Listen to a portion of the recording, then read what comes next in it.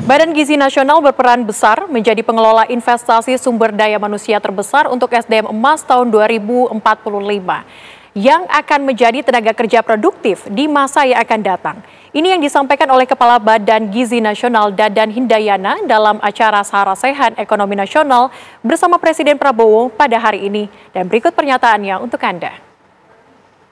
BGN ini sekarang akhirnya berfungsi dua.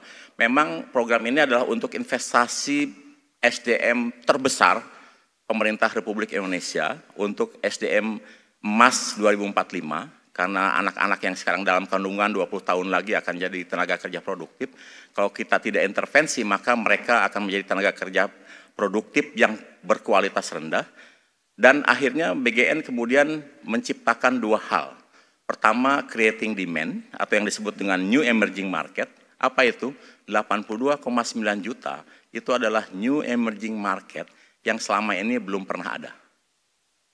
Jadi, kalau ibu bapak punya rumah kosong, kemudian di sekitarnya ada sekolah, katakanlah 5 sekolah yang masing-masing 800 orang, maka akan ada kurang lebih 4.000 anak yang bisa dilayani, dan itu creating demand-nya 4.000 itu.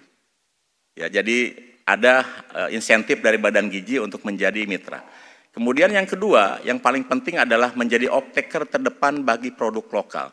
Karena satu satuan pelayanan dengan melayani 3.000, setiap hari butuh 200 kg beras setiap hari. Butuh 3.000 telur sekali masak. Jadi kalau 2 kali masak saja, butuh 6.000 telur. 1 minggu.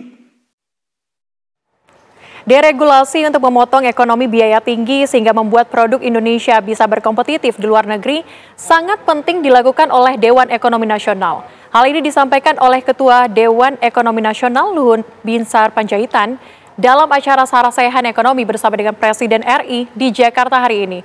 Berikut pernyataannya untuk Anda.